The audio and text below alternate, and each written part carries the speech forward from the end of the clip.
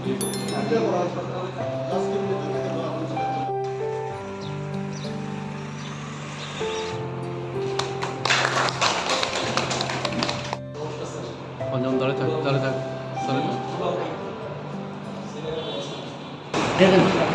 Tourism আমাদের যে directorate, এখানে আমরা উপস্থিত হয়েছি সেক্রেটারি ট্যুরিজম, ডাইরেক্টর বা এমডি আমাদের ট্যুরিজম ডিপার্টমেন্টের এবং অন্যান্য আধিকারিকদের সঙ্গে পরিচিত হওয়া, তৎসঙ্গে আগামী দিনে আমাদের কি রোডম্যাপ হওয়া উচিত সে বিষয়ে আলোচনা করা।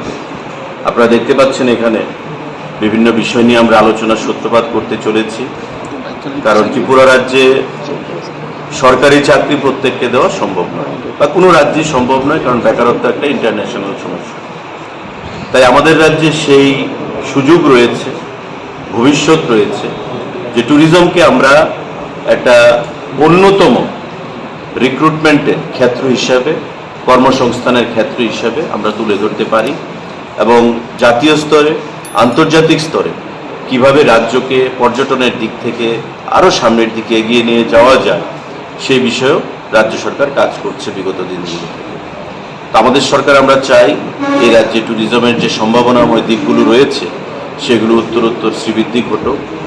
সে বিষয় নিয়ে আজকে আমরা আলোচনা করব এবং ইতিমধ্যে কেন্দ্রীয় সরকারের যে প্রসাদ প্রকল্প, স্বদেশ দর্শন 1, স্বদেশ দর্শন 2, এশিয়ান ডেভেলপমেন্ট ব্যাংক, এই সমস্ত যে স্পন্সর করছে তারা আমাদেরকে প্রতিনিয়ত অর্থের দিক থেকে কেন্দ্রীয় সরকার, আমরা আরও কি করে এই স্কিমগুলোকে কাজে লাগিয়ে রাজ্যের বিভিন্ন পর্যটনের ক্ষেত্রকে আরও শ্রীবৃদ্ধি ঘটাতে পারি এবং আন্তর্জাতিক একটা পর্যটন ক্ষেত্র হিসাবে ত্রিপুরাকে কি করে আমরা বিশ্বের দরবারে আরও উন্নত শিখরে পৌঁছে দিতে পারি সে বিষয়ে আমাদের আজকে আলোচনা হবে।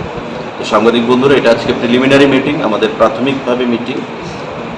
বিশেষ কোনো সিদ্ধান্তে আমরা উপনীত হব সে কথা আমরা বলছি না, কিন্তু আগামী দিনে আমাদের রোডম্যাপ কী হওয়া উচিত, কি হবে সে বিষয়ে আমরা আলোচনা করব।